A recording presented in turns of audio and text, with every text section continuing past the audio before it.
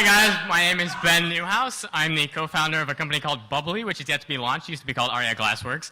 You might have seen some of my past work at Yelp, where I built Yelp Monocle, which was the first augmented reality app to hit the US App Store.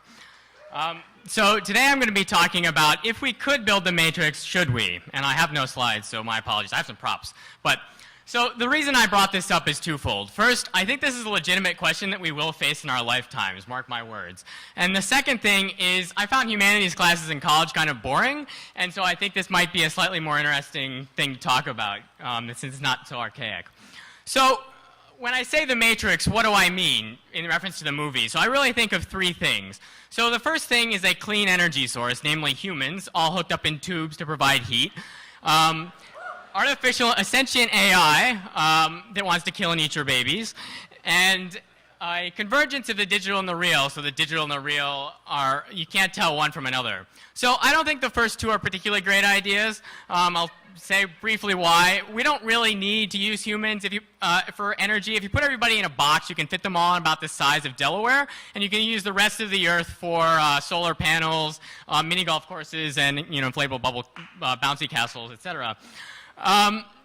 And the second thing, sentient AI that wants to kill and eat your babies, I think that's probably obvious why. I also don't think it's particularly likely, given where AI is at the moment and where it's headed. I think the greater problem to humanity is actually buggy software. But that's for a different topic. So the third part is this convergence of the digital and the real. And this is something I'm really excited about. So if you think about it, your eyes are just light sensors. So what does it matter that the light that goes into your eyes is reflected off of an object from the sun or comes from an LCD display? If you can make one mimic the other, then the virtual and the real become indistinguishable. So this is what my company is working about, but I'll go beyond that. So we could just go straight into the neural system. So there's currently research going on where researchers are putting camera chips in the back of people's eyes and connecting to the optical nerves. This allows blind people to see. Now, the resolution's pretty crappy, but it's technology, it will get better. So I thought before I came here, I went to the future, and I visited Apple, and I brought something back. So right here, you see, for the first time ever, is the Apple forehead dock. So I plug myself in here, and I can be inside the movie. So right now, I'm curled up next to Angelina Jolie. Yeah, it's awesome. No, but really. So the Matrix, what can you do with it? So so, you could do silly things like ride all the rides at Disneyland without waiting in line. You would never have to commute to work, and we would never have any car accidents. And you could replay any memory in your past over and over again. The Matrix would make time travel obsolete. And so if you think about it, think about media. And what is media's purpose? Media's purpose is to transport you to another place. So from the beginning of time, you have stories, you have text and books, and that evolved to photographs and movies, and we're starting to see 3D movies as well. And everything is marching towards this goal of putting you somewhere else. So if you think about it, society has already decided that they want the Matrix. The question is, where do we stop?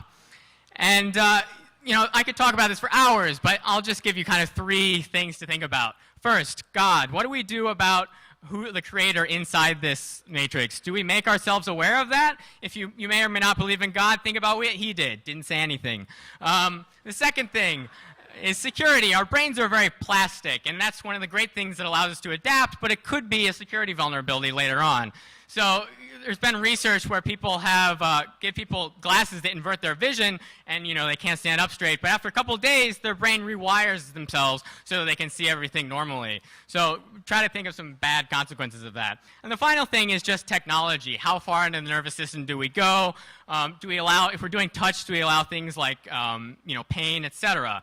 And so I've kind of answered the question with a bunch of other questions, which is kind of a jerky thing to do, and I apologize, but hopefully it'll stir up some conversation. But the thing to just remember is this is an entirely blank canvas. So we can really redefine anything, physics, whatever. So to reference another movie, we could take this top and get rid of friction and make it spin forever. But it doesn't, so I think we've got some work to do. Thanks.